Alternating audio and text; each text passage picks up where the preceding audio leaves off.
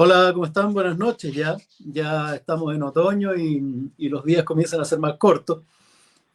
Muchas gracias por conectarse y bienvenidos a estos lives de la candidatura Hagamos Historia del Distrito 10. Y hoy día tenemos una conversación increíble. Ella es una amiga, es mi amiga personal, la Carolina Pérez, y les quiero invitar a una conversación con ella que va a ser seguro fascinante. La Carola tiene 32 años, pero parece 18. Eh, es comunicadora, es docente, activista por la inclusión, activista social también, así eh, en simple, ¿no? Ustedes la pueden encontrar a ella, la podían encontrar en Plaza Dignidad hasta que se cayó encima la pandemia y ahí se tuvo que esconder un ratito.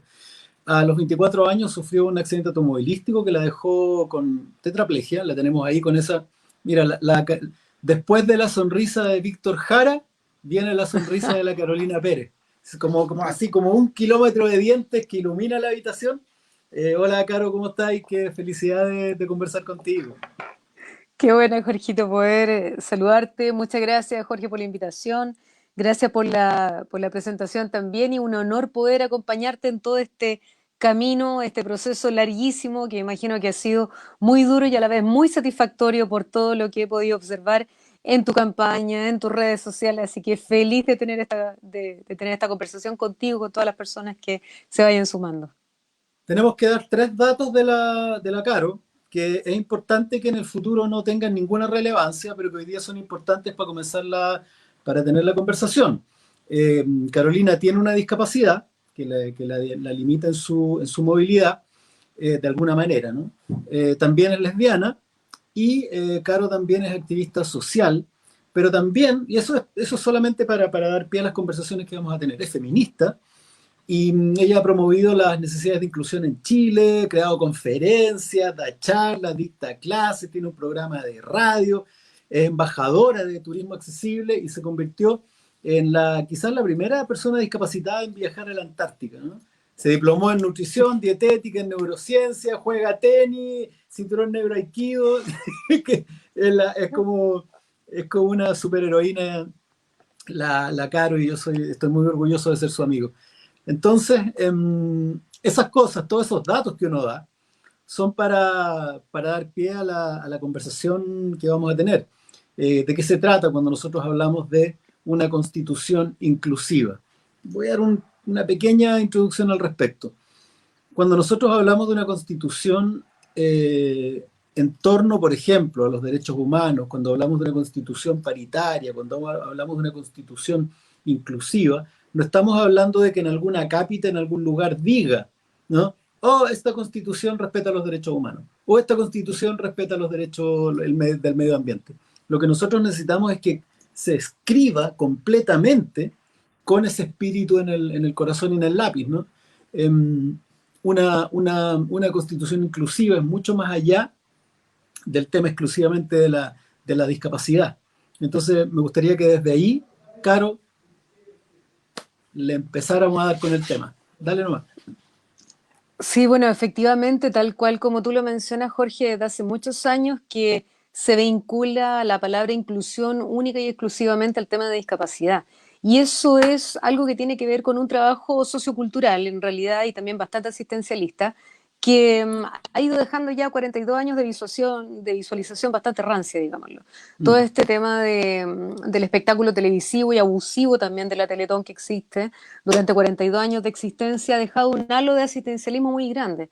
Entonces, cuando se habla de inclusión solamente se habla desde el espacio de las personas en situación de discapacidad, no se vincula necesariamente a los pueblos originarios, no se vincula necesariamente a la comunidad migrante, y la verdad es que la palabra inclusión tú lo puedes tomar como una plastilina y le das la forma que quieres porque no tiene ninguna definición en general.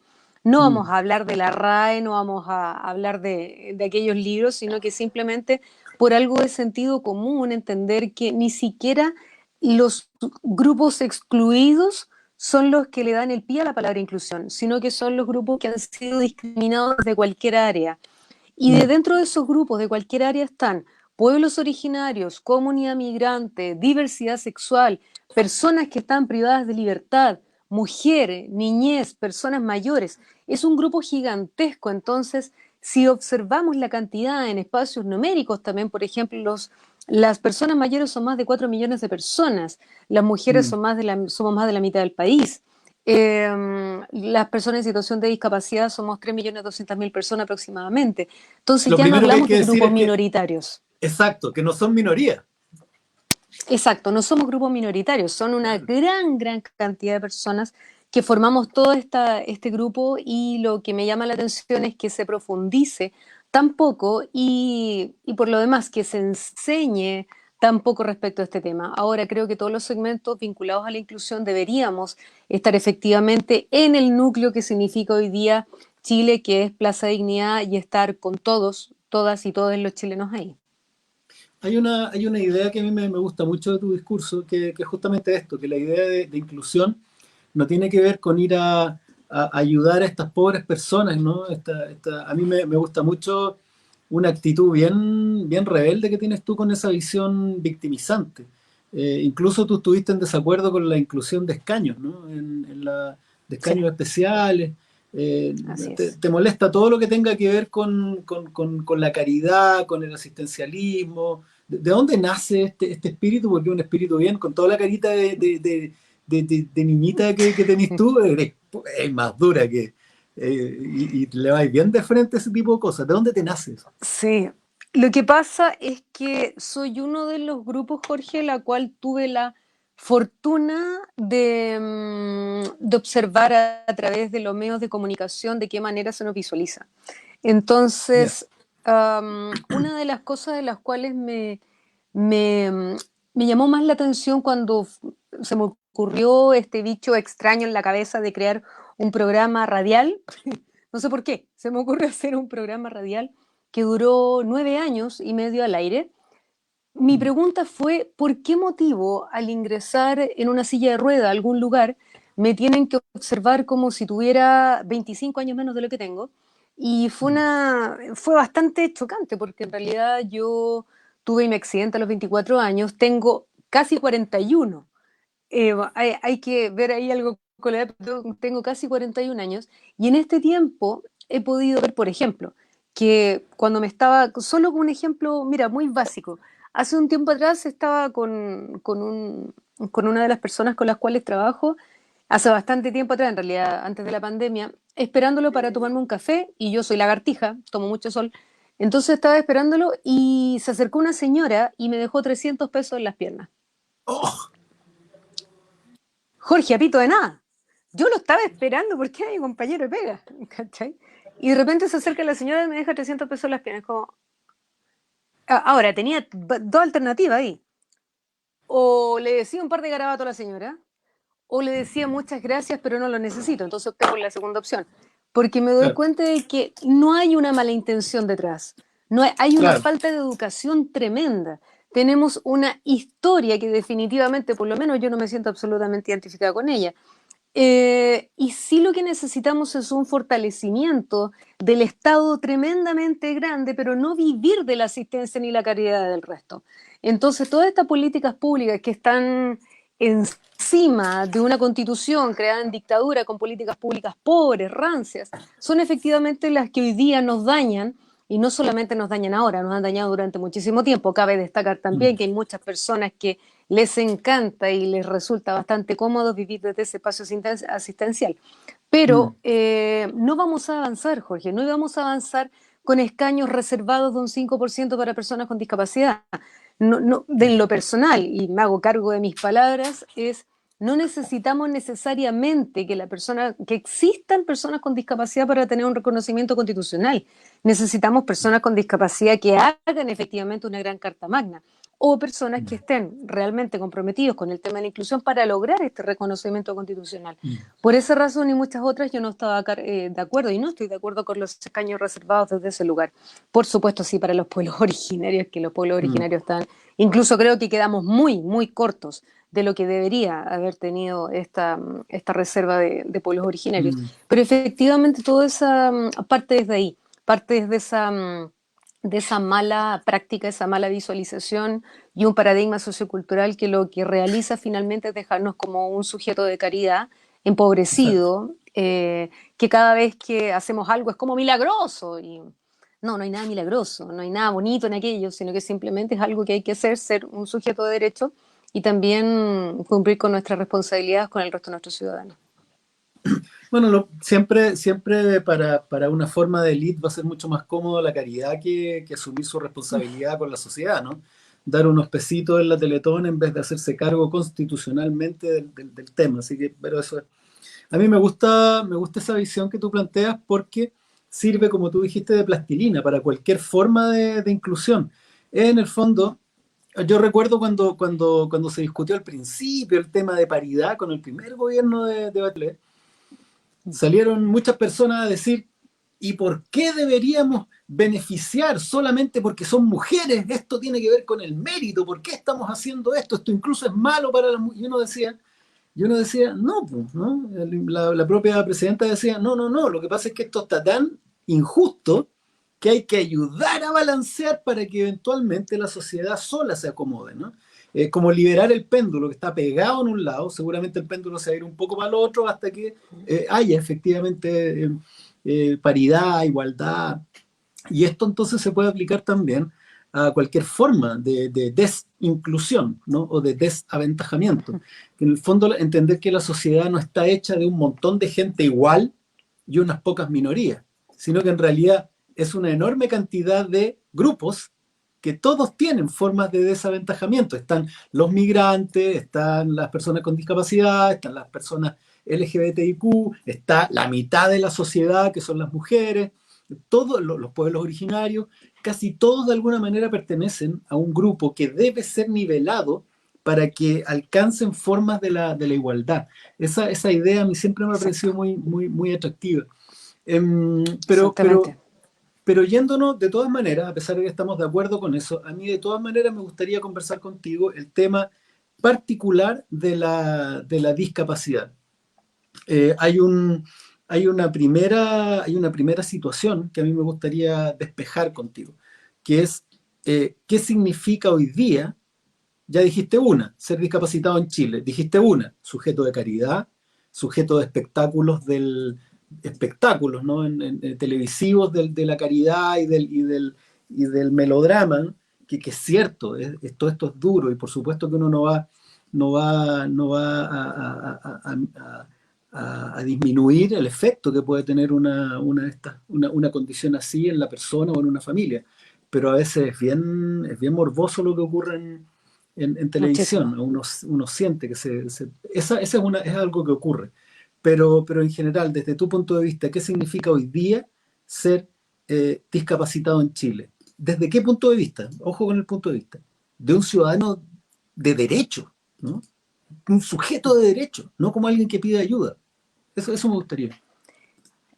Mira, en Chile existe ya, tenemos la Convención Internacional de los Derechos de las Personas con Discapacidad, que la ratificó Chile en el año 2008. O sea, dijo, yo me adhiero a esta convención, por lo tanto voy a respetar lo que esta convención dice, cosa que no se realiza acá en Chile. Desde el año Claro. 2008, nadie le puso la pistola en el pecho a Chile para que firmara esta convención, fueron y la firmaron. Luego, en el año 2010, se formó como política pública la Ley 20.422, que establece normas de igualdad e inclusión social para las personas con discapacidad, que deroga la Ley 19.284, que era la anterior. Y después se Mm. crea ya estoy un poco perdida en los años, pero debe ser hace 2 años atrás, que se lanza la Ley 21.015, que es la Ley de Inclusión Laboral para las Personas con Discapacidad. Mm. Entonces están estas políticas públicas que, si tú la miras en el papel, sí, pueden ser una muy buena política pública, pero no tenemos las herramientas de fiscalización hoy día en Chile y eso es lo que te responden, no hay herramientas de fiscalización. Hay un solo servicio, que es el Servicio Nacional de Discapacidad, que no le da el ancho para la fiscalización y tampoco por ley no puede fiscalizar.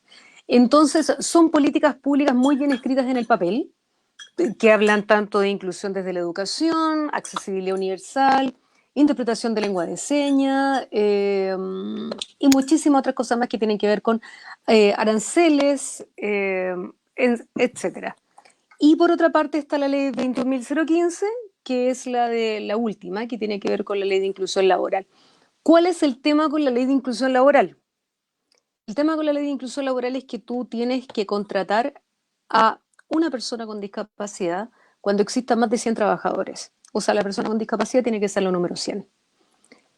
O, si tú no contratas a la persona con discapacidad, puedes entregar esa cantidad de dinero correspondiente a una fundación que se dedique a.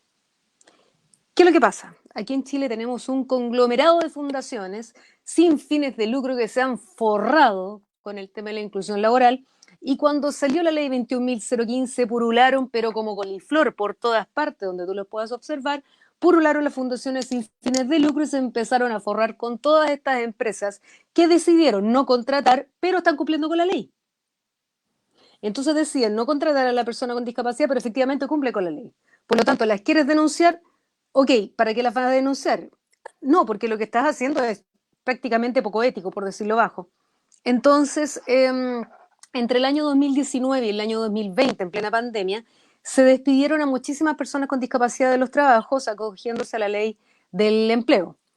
Y resulta que estas fundaciones se quedaron, por supuesto, sin la persona con discapacidad trabajando, pero de igual manera se forraron con el bolsillo, los empresarios se evadiendo impuestos por ahí y se quedaron con una parte importante de estas utilidades de las empresas. Y se supone que dentro de las primeras 12 fundaciones, donde 12 grandes fundaciones que existen acá en Chile, dedicadas al tema de la inclusión laboral, juntaron más de 9.400 millones de pesos solo por concepto de no contratación, así que les donamos a ustedes. Por lo tanto, si tú me preguntas por las políticas públicas ejercidas sobre Constitución en temas de discapacidad, sí, hay. Existen 2 y ninguna es fiscalizada. Oye, qué increíble cómo siempre es posible encontrar gente de mierda hasta en las situaciones más insólitas, ¿eh? O sea, Sí, encontraron cómo sí. convertir esto en un nicho de negocios para ganar plata, a costa de... Sí, sí, sí es No puedo creer. impresionante, Jorge. O sea, tú hoy día tú puedes armar una fundación, agarras 2 o 3 personas para armar un directorio, no creo que son 5 personas para armar un directorio, luego dices, ¿a qué me voy a dedicar? Ah, me dedico a la de inglés de inclusión laboral de las personas con discapacidad, total, tienen que contratar los empresarios sí o sí. Perfecto, ¿y la empresa más o menos con cuánto? No, 100 trabajadores, ya, perfecto, 100 trabajadores.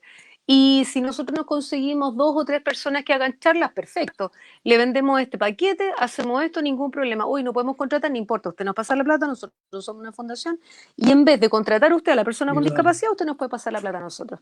Chin, Así chin, que, como chin. te ching, ching, y empezáis a armar caja miércoles, empezáis a armar caja. Entonces son una cantidad de miles de millones de pesos que finalmente se guardan por concepto de esta ley, que finalmente lo que hace no es obligarte a contratar, porque tienes otra opción. Oye, Entonces ¿cómo puedes es lavarte esto las de... manos como lo ha hecho el Estado hace mucho tiempo. Claro. ¿Y cómo es esto entonces de que desde el 2010, desde el 2008, hay un tratado internacional firmado y no se cumple? ¿Cómo? Exactamente. No, no se cumple. ¿Y, Y y es en qué ahí se precisamente, traduce? Jorge, ¿Sí? Dale. mira, es ahí precisamente donde yo hago el ahínco a las personas con discapacidad. O sea, nosotros no podemos seguir esperando más Mm, que esto se haga porque, a ver, hemos podido ver en muchísimos grupos, incluso ahora, hasta el sol de hoy, con todo lo que ha pasado con el estallido social y la violación constante de los derechos humanos de nuestros compatriotas, hemos podido observar que las personas con discapacidad somos un grupo, me voy a incluir, somos un grupo de personas craquelado y un grupo mm, tremendamente egoísta. O sea, ya, por ejemplo, tú ves en la calle las marchas por la ley de autismo en Chile, que en realidad tener un hijo con autismo en Chile significa que los padres tienen que desembolsar más de 450 mil pesos al mes por concepto de sus hijos, de las terapias, neurología, fonoaudiología, etcétera. mm. Y ellos marchan todos los 4 de abril, creo que es la fecha, y los he acompañado en, creo, 3 años consecutivos o algo por el estilo. Nunca he visto una persona ciega, dentro de la Mm, marcha. Nunca he visto una persona ya, sorda dentro de la marcha. mm, Entonces, la verdad es que yo me doy cuenta que es un grupo que está tremendamente craquelado, muy ya, dividido, y también mm, hay un tema de poder demasiado asqueroso, Jorge. La verdad, hay ya. un tema de poder súper feo. Entonces, ¿en qué se traduce? En que nosotros deberíamos demandar al Estado de Chile ante la Corte Interamericana de Derechos Humanos por incumplimiento de una convención internacional. Es así como yo lo veo. Yo la verdad es que Bien. no le doy mucho más vueltas al asunto. ¿Lo Pero hemos no está la logrado? No, para posibilidad, nada. pero no está la posibilidad porque no hay una unión entre los distintos No grupos que hay una representan a la unión. discapacidad. Ya, Exactamente, no hay una unión, no hay liderazgo, no hay, y cuando en realidad se piden reuniones desde juntémonos para poder hacer algo, la verdad es que la convocatoria es, pero muy baja, y por lo general son personas que trabajan para la discapacidad. Y ahí ya. donde yo le agradezco a las asistentes sociales, a los terapeutas ocupacionales, a los kinesiólogos, a los centros comunitarios de rehabilitación y muchos otros lugares más que tienen que ver también con municipios. Pero que existe una voluntad de parte del colectivo de la discapacidad en hacer una demanda grande, generalizada, no, no existe. Mira, es bien interesante lo que tú me planteas. O sea, súper, porque yo iba a tener una conversación con una persona con discapacidad y pensaba que se iba a centrar en su discapacidad y que íbamos a hablar de las veredas, de los parques. Sin embargo, tú estás hablando en términos súper globales. Entonces, para continuar la conversación, ¿de qué estamos hablando cuando hablamos de personas con discapacidad? Lárgate desde el capítulo uno, inciso uno. Estamos hablando de, te lo voy a hablar desde el Estado y también te lo voy a hablar desde el punto de vista personal. Ujú. Bueno, establece que la persona con discapacidad es un sujeto de derecho Sí, claro. y incluso en uno de los incisos dedicados a la rehabilitación es un deber del Estado y un derecho y un deber de la persona con discapacidad en su conjunto. Eso es lo que Mm, dice incluso en el párrafo de rehabilitación. Si me lo preguntas a mí, eh, ¿qué es lo que significa ser una persona con discapacidad en Chile? Una persona muy poco empoderada y muy mm, poco que se informa muy poco de lo que significan nuestras políticas públicas. O sea, ¿por qué hago un énfasis tan fuerte desde la crítica, Jorge? Porque si a ti, por ejemplo, o alguna persona que te está escuchando le llegan a diagnosticar una enfermedad, lo primero que haces es ir a Google y buscar respecto a esa enfermedad. ¿Quién te puede apoyar? claro. ¿Qué médico puedes ir a ver? ¿Cuál es el tratamiento a seguir? Etcétera, etcétera, etcétera. En el tema de la discapacidad no pasa lo mismo. No, o sea, si tú Mm, estás en un auditorio de 400, 500 personas y hablas con personas con discapacidad, te aseguro que menos del 15% van a ser personas con discapacidad.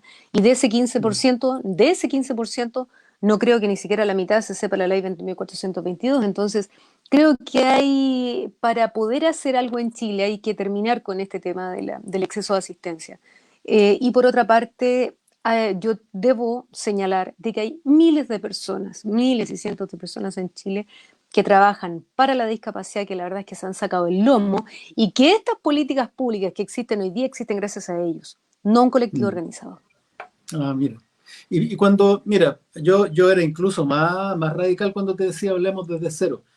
¿De quiénes hablamos? ¿De qué grupos hablamos cuando hablamos de personas en situación de discapacidad? Autistas, personas con disminución de la visión. Ah, ¿de quiénes hablamos? Hablamos de personas con discapacidad física, hablamos de personas ciegas, hablamos de ¿Mm? personas sordas, hablamos de discapacidad también cognitiva e intelectual, que está dentro del espectro de la discapacidad mental, así está por ley. No, Ah, no lo estoy diciendo algo que sea de mí, sino que es lo descrito por ¿mm? ley. Discapacidad visual, discapacidad cognitiva e intelectual, discapacidad física, discapacidad auditiva. Hasta el momento eso es lo que tengo yo de, ¿Tú como el estás de parámetro de acuerdo con discapacidad. tú estás de acuerdo con esa clasificación? Sí, estoy de acuerdo, pero creo que debería ampliarse bastante más, porque, por Ah, ya. ejemplo, hay muchísimas personas con enfermedades raras. Hay muchas personas con enfermedades raras y muchos no están, eh, no están inscritos en el Registro Nacional de la Discapacidad porque su enfermedad es extraña, entonces no están inscritos del RND. Algo muy extraño y por lo demás también creo que es muchísimo más amplio porque cuando empiezas a avanzar en edad, los adultos mayores quedan con un grado de discapacidad. por lo tanto Ah, también claro, también, deberían ser considerados como. Y es claro, por supuesto. digamos, y es un número no menor, es un número bastante, bastante grande. Mm. Y, por ejemplo, las personas con Parkinson no van a ir a hacer, Jorge, un trámite, ¿me entiendes? Que tiene que ir a ver al COMPIN, después del COMPIN tiene que ir al Servicio Nacional de la Discapacidad, le tienen que dar el grado de discapacidad. Y las personas, una persona de 70, 60 años diagnosticada con Parkinson no va a hacer ese trámite. Entonces son muchísimos más, pero estamos hablando de ese margen de personas. Ya, ahora, cuando nosotros llevamos esto al tema constitucional, ¿cuáles crees tú que son los perilleos que hay que darle a una futura constitución? Entendiendo que las constituciones no hacen políticas públicas, sino que establecen los criterios, los O sea, principios, las ideas que inspiran a un país. ¿Cuál crees tú que debería ser la idea clave, ¿no? En torno a la que instalemos este tema en la constitución? yo creo que el principio de igualdad, en ausencia de caridad y no discriminación debe ser fundamental. Buenísimo. Tal como dices tú, no es para crear política pública. La Mm, Constitución no es para el otro día, lo leí de manera muy clara. La Constitución no es una carta del viejito Pascuero, ¿me entiendes? mm, Es una carta sólida. ¿Desde mm, dónde se van a gestar políticas públicas nuevas? También algo que no puede quedar fuera, Jorge, y es algo que está pendiente desde hace mucho tiempo, tiene que ver con un grupo humano, pero muy invisibilizado, que son las cuidadoras. mm, Las cuidadoras de las personas, no estoy hablando necesariamente de las personas con discapacidad, te estoy hablando de cuidadoras informales, de cuidadoras de personas que conforman específicamente el 97% son mujeres, y te estoy hablando de mujeres que cuidan, cuidadoras informales que están 24/7 con sus padres, con sus hijos, o esas cuidadoras informales también son hijos que tienen que dejar, en el caso, por ejemplo, tengo un estudiante dentro de la universidad que tuvo que dejar de estudiar por cuidar a su padre en La Serena. Entonces, hay muchísimas cosas que tienen que ver con discapacidad, pero también hay otras que de manera indirecta chocan con la discapacidad, como en el caso de las mm, cuidadoras. El tema de las mm, cuidadoras no puede quedar nunca más fuera absolutamente de ninguna política pública, porque mm. ellas han salido a marchar cientos de veces, incluyendo en el 8M, por sus derechos. Pero lo que pasa, Jorge, es que las cuidadoras no tienen derechos. Entonces están No, luchando por derechos inexistentes. ¿Me sí, entiendes? Es algo que claro no que sí. existe. Entonces Primero cuando hay que yo reconocer que converso con el existe colegio, existe la ocupación. Claro. exactamente, Y es bien, exactamente, tiene que haber y un es tremenda reconocimiento constitucional. exacto, y es tremenda la situación, porque yo recuerdo una señora que me dijo en un puerta a puerta, me lo dijo sin darse cuenta, ¿no? Me dijo, mire, la verdad es que yo en mi casa soy de los que, soy de las, dijo, soy la que primera se levanta y la última que se acuesta, pero es mi marido el que trabaja. Y es como, ok, ¿no? Y claro, es bien complejo y además uno se empieza a preguntar porque todavía hay algunas personas medio cabezaduras y también es un cambio cultural, ¿no? ¿Qué significa trabajar? ¿Qué significa el trabajo? Y cuando tú Exactamente. piensas que, claro, que ese niño no podría estudiar, que ese marido no podría trabajar, que ese otro hijo que trabaja tampoco podría ejercer si no estuviera detrás de ellos esta generalmente mujer haciéndose cargo de una cantidad enorme de trabajos y ocupaciones que permiten que ellos también laboren, ¿no? Y sin embargo no le damos Exactamente, relevancia. exactamente. Y considerando, claro, y son el 97%, el 97% son mujeres, entonces también tiene que ver con este patriarcado gigantesco, con este espacio patriarcal, machista muy grande, y Mm, heterosis patriarcal, no es menor.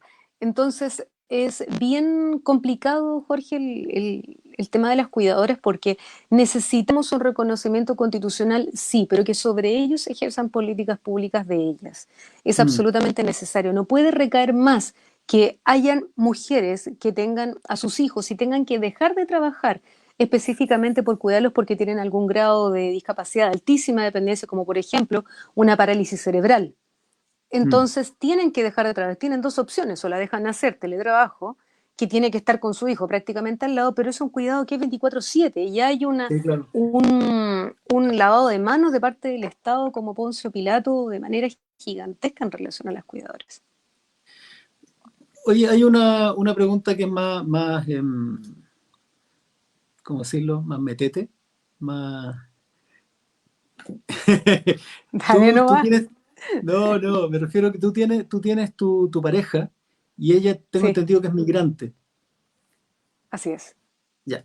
Entonces tú estás como mujer, primero como mujer, después como una mujer, como una lesbiana, después con una pareja migrante, después con discapacidad. Tú Sí. concentras, eres la interseccionalidad así, con patas, ¿no? Entonces, ¿cómo, cómo, Con- cómo vives tú esa situación, ese estar en medio de un torbellino de pegas por hacer, de trabajo por resolver, de reconocimientos por dar? Primero como mujer, ¿no? Desde el feminismo, sí, desde la militancia, ¿cómo te ves a ti? absoluto. Yo la verdad es que me veo como un charquicán, Jorge, impresionante. Un charquicán increíble. Pero una de las razones por las cuales el tema de inclusión me ha hecho tanto sentido no es solamente porque soy la única mujer la única mujer lesbiana que tiene una pareja migrante, sino que porque he visto muchísimas parejas en la misma situación y la verdad es que eh, me veo como voy a ocupar esta palabra que desafortunadamente nos ha marcado mucho este tiempo, pero como una mujer muy privilegiada Mm, desde tener, mira, es muy, no sé cómo va a sonar lo que te voy a decir, pero he sido tremendamente vulnerada mm, en mi derecho, siento yo, a vivir una vida libre con mi pareja. mm, Yo me siento mm, muy identificada siendo mujer y lesbiana, absolutamente. Siendo persona ujú. con discapacidad, sí, también ha sido parte de las cosas que he realizado, pero ser mujer y lesbiana es algo que tiene que ver con mi corazón, con mi alma. Sí. Entonces, cuando soy discriminada, por ejemplo, fui discriminada, la única vez en mi vida que las dos veces que me han discriminado, una fue el Metro de Santiago, pero que fue por un acto de discriminación al pasar una silla de ruedas. O sea, yo al metro lo demandé y gané. ¿Cachai? Es Mm. como, no fue un acto de discriminación desde la silla de ruedas. Entonces fue como, ya, ok, demandamos, chao, se ganó la demanda. Pero Cuidado con la cuando me Carolina, ojo, discriminaron por orientación, a la gente que está escuchando, cuidado con la Caro, no se metan con la Caro. Dale nomás. bueno, para eso existen las políticas públicas, para ponerlas en práctica. Y, pero cuando me discriminaron por orientación sexual, Jorge, me hicieron pedazo del alma. Eso es muy distinto.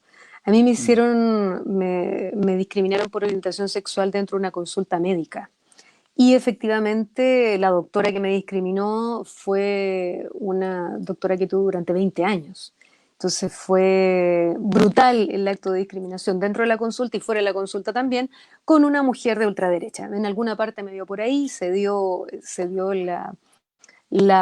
digamos, el souvenir de tratarme como quiso y yo estaba leyendo y la mujer me trató como quiso, la verdad. Después ingresé a la consulta médica y mi doctora no fue más inteligente que decirme, la verdad estoy completamente de acuerdo con lo que te dijeron afuera. Entonces yo no entendía nada, me quedé sin habla por primera vez en mi vida. Y por eso me posiciono desde ahí. Si tú me preguntas cómo es esta interseccionalidad, de alguna manera es la posibilidad de ver a mis compañeros, compañeras, compañeros de otro lugar, el trabajar con derechos humanos con mucho más ahínco, con lo que realicé en algún minuto, el ser bastante, bastante más empática con muchas otras personas, el pasar en la calle mucho más tiempo de lo que pasaba antes, el hacer mucho más terreno, el tener la posibilidad de escuchar al otro. Tú no puedes hacer comunicaciones si no eres capaz de escuchar. O sea, no hay ningún buen comunicador que no sea capaz de escuchar a otra persona. Entonces, desde esa posición, desde ahí me muevo yo, desde que soy una ciudadana que tiene mucho compromiso con un otro, y ese es el lugar de donde yo me posiciono. Y eso es lo que me ha enseñado el tener la oportunidad maravillosa de llevar 11 años de relación con mi pareja y conocer sus raíces, conocer sus tradiciones, conocer también su país y conocer también lo que significan los pueblos originarios de su país, las historias de Latinoamérica a nivel transversal y bueno, ha sido una herramienta de crecimiento fundamental para ambas. Así que, como te digo, me posiciono como docente. El escuchar a mis estudiantes ha sido el regalo más grande que he podido recibir como docente. Yo soy docente gracias a mis estudiantes, no es al revés. Entonces, es una postura política muy clara la que tengo respecto al trabajo de LGTB y de discriminación también, de no discriminación, ojalá. Hay otro tema que te toca a ti y que es más, quizá más contingente, no sabemos por cuánto tiempo, pero contingente, que es la pandemia. Yo sé que tú estás por necesidades, ¿no? Por necesidades médicas, encapsulada ahí, encerrada, no te he podido. Nos mandamos puro ese gif del monito abrazándose porque no nos hemos podido ver. Y ahí también hay ahí también hay otra pregunta. ¿Cómo has vivido tú el desempeño del Estado, del gobierno y de la sociedad con respecto a este tema, ¿no? La pandemia, ¿qué ha significado para ti? Ha sido terrible, ¿no? La verdad Fuerte. es, sí, la verdad es que el tema de la pandemia, de cómo lo ha manejado el gobierno, ha sido, digamos, el espejo perfecto de cómo manejó el estallido social que ellos mismos provocaron. Mm, Entonces, o sea, ha sido un calco. mm, Desde el Estado, claramente necesitamos un Estado tremendamente más fortalecido.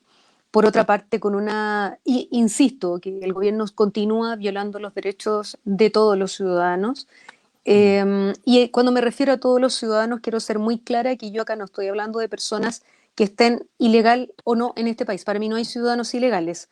Hay personas que todavía están documentando ciertas cosas, etcétera, pero no hay ninguna persona ilegal en este país para mí. Para mí es mm. una persona indocumentada.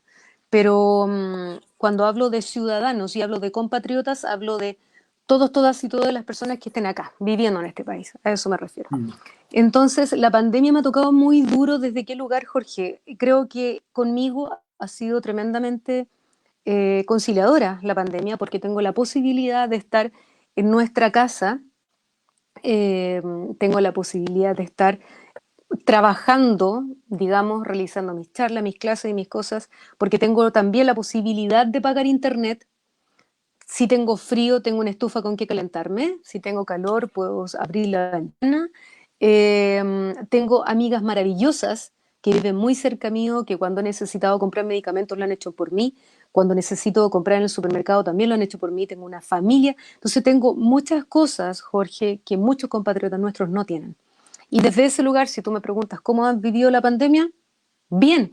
Por supuesto que la he Mm. vivido muy bien, muy bien. He tenido todo lo que he necesitado, pero no puedo entender, me cuesta mucho, mucho, mucho calificar el cómo he vivido la pandemia sin observar el resto de las situaciones que ocurren a mi alrededor. Por supuesto. Entonces, el ver que se están muriendo personas, que se están muriendo gente como Cristóbal, o sea, a ver, si observamos lo primero que pasó con Cristóbal Kaufman, que tomó el helicóptero y se mandó a cambiar a Zapallar, fue el ejemplo claro de que la élite efectivamente siguen siendo los que hacen las cosas que quieren. Después pasó lo de las fiestas en Cachagua, en Zapallar. Entonces, me da una rabia profunda de que los mismos de siempre siguen atormentando a los mismos de siempre. La persona que se va a morir, porque te aseguro que no se va a morir, no fue el que hizo el carrete en Cachagua, el que hizo el carrete en Zapallar.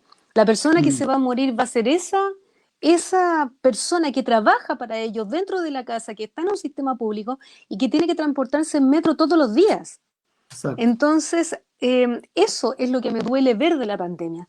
Me duele Mm. muchísimo observar eso. Me duele ver, por ejemplo, que si mis padres se cuidan cualquier cantidad, mi papá de 65 años, mi mamá de 64 respectivamente, y mi papá todos los días tiene que ir a trabajar igual. Mi papá es una persona, es técnico mecánico de camiones, y mi papá es una persona que tiene que ir a trabajar sí o sí todos los días igual. Entonces, implorar que por favor no se contagie, porque claro, yo puedo estar muy resguardada, pero ¿qué pasa si una persona de 65 años se contagia? Sabemos muy bien las consecuencias que puede traer. Entonces ha sido difícil observarlo desde ahí. Desde un punto de vista Mm. personal, sería muy egoísta mencionarte que lo he pasado mal en la pandemia. Todo el Mm. planeta, no creo, no he escuchado a alguien que lo haya pasado bien durante la pandemia, pero me es muy difícil observar cómo nuestros compatriotas vuelven a Plaza Dignidad, cómo con mascarilla y todo siguen luchando, qué ganas de estar porque estoy a 3 cuadras de Plaza Dignidad, y no puedo estar ahí, pero más allá de eso es observar que los sistemas siguen discriminando. Por ejemplo, tenemos un vecino en situación de calle que dejamos de verlo hace aproximadamente 3 meses y no sabemos dónde está. Y siempre estuvimos muy preocupados de su salud. Durante mucho tiempo, muchos años, siempre supimos que o caía a la posta, uno de nuestros vecinos lo iba a buscar, y ahora está su perrito por ahí dando vueltas y llevamos 3 meses sin tener idea de su estado de salud, ni siquiera sabemos dónde está. Entonces, ¿cuándo vamos a saber si ellos efectivamente van a estar vacunados? ¿Quién se va a hacer cargo de ellos? ¿Dónde está ese sistema de salud? Dónde están esos municipios que están preocupados en este estado fascista en el que estamos inmersos? Entonces, ¿realmente le hacen los PCR? ¿Van a las carpas de las personas que no tienen hoy día dónde vivir? Porque las sacan de un lugar y las personas siguen en la calle si no tienen dónde vivir, Jorge. No tienen Mm. dónde vivir. Entonces tenemos muchos vecinos en situación de calle, hay muchas carpas, ¿y qué es lo que pasa con ellos? ¿Qué es lo que pasa con ellos? Si siguen siendo a vista y paciencia de todo el Estado, como lo han vivido, lo han visto siempre, la escoria, ¿cierto? De no te acerques, aléjate, mantente Mm. lejos. Y no sabemos dónde está. Hay muchos vecinos que hemos preguntado qué ha pasado con él y llevamos casi 3 meses sin verlo. Mm. Y por supuesto, colapsado todo el sistema público, no tenemos cómo averiguar. Eso es lo que me duele de la pandemia, Jorge, es eso, Mm. el ver que efectivamente hay alcaldes que se quedan con miles de cajas de mercadería y no las entregan. Entonces, esas son las cosas que a mí me duelen de la pandemia. Eso es lo que me duele. Oye, oye, Caro, nosotros vamos a empezar este proceso constituyente y, bueno, yo voy de candidato, tú sabes, ¿no? De aquí No, no, no caché. no, ¿cachai? Siempre me retan porque se supone que yo tengo que andar llamando a votar por mí, cosas así, pues, pero como nunca he sido candidato me da pudor, pues. Pero sí. Entonces, a mí me gustaría que tú me contaras, para empezar a cerrar ya la conversación, esta muy linda conversación, que me empezaras a contar cuál es el corazón de lo que a ti te gustaría ver, y si ya me lo dijiste, repítelo, de lo que a ti te gustaría ver como cambio en la nueva constitución, ¿no? Con respecto a este tema, a inclusión. Uy, con respecto única y exclusivamente al tema de inclusión, yo creo que el reconocimiento constitucional de todos los grupos que han estado altamente discriminados sería lo mínimo. Mm. El reconocimiento constitucional de nuestros pueblos originarios, yo creo que estamos atrasados en 200 y tantos años de aquello. La comunidad migrante, Jorge, tiene una ley de migración que prácticamente violenta sus derechos. O sea, esto no tiene que ver solamente con hacer políticas públicas sobre derechos, es hacer política pública sobre derechos humanos. Mm. El Mm. reconocimiento constitucional, nuevamente, al espacio de la Mm. discapacidad con sus cuidadores. Mm. Que existe una política pública, perdón, que existe una constitución tremendamente fortalecida en temas de niñez, muy Mm. fortalecida en temas de niñez. O sea, ellos son, o sea, hablar de niñez, yo no soy la persona apropiada, te digo, para nada para poder hablar de Mm. niñez, pero sí estoy segura de que probablemente los cambios que nosotros vamos a observar en un corto periodo de tiempo, ellos los van a ver en extensión. Entonces, el reconocimiento constitucional gigantesco a temas de niñez debe estar. Y por supuesto, y es algo que yo añoro, el que de una vez por todas nuestro colectivo LGTBIQ+, efectivamente tenga ese reconocimiento, Jorge. Nosotros Mm. nos han pateado ya muchísimo el tema de matrimonio igualitario, y no solamente el tema de el matrimonio igualitario no soluciona todas las cosas. Estamos hablando también de los derechos filiativos y Exacto. muchas otras cosas más. Entonces yo espero que sea es muy difícil hablar de una sola cosa en tema de inclusión. Son varias Mm. cosas las que deseo, pero creo que la Carta Fundamental debe tener como base el respeto a nuestros derechos humanos, que exista justicia y reparación para las personas que ya estamos en deuda hace muchísimos años con ellas, Mm. y un Estado fortalecido y cambiar este sistema presidencialista que tenemos. Mira, Caro, ¿sabéis qué? Eh, es tan lindo escucharte hablar por una razón súper puntual. Yo te invito a hablar de inclusión, te invito a hablar de discapacidad, a ti, una persona que sufre una, que tiene una, y de la única persona que no hablaste de ti. Hablaste de las personas con ceguera, hablaste de los niños, hablaste del caballero de la calle, hablaste de las mujeres, hablaste de las de lesbianas, hablaste de todo el mundo menos de ti. Para mí es una un tremendo aprendizaje tu conversación de hoy día. Nada, te voy a mandar dos GIFs de monito abrazándose cuando, cuando cerremos esta conversación y todo mi cariño de siempre nomás, todo el cariño que de siempre para ti, para tu pareja, para tu familia Muchas y gracias, Jorge.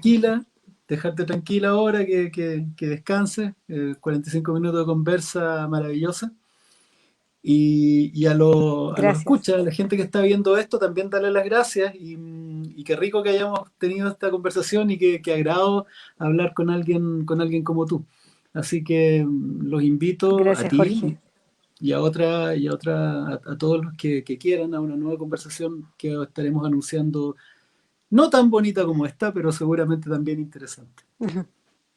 No, te lo Un besote agradezco a ti, enorme. a todo tu equipo maravilloso. Muchas, muchas Mm. gracias. Y de eso creo que se debe tratar la Carta Magna. No es de nosotros, es para el país. Y Esto tiene muchas que gracias, tener Jorge, a ustedes por la invitación. Esto tiene que tener amor, cariño, ternura, si no, no vamos a cambiar el país. El país lo vamos a cambiar con amor, con Exacto. ternura y con cariño por el otro. Así, Un besote así que vamos por el distrito gigante. 10. Vamos. Vamos por ese distrito 10, querido Chao, constituyente. chao.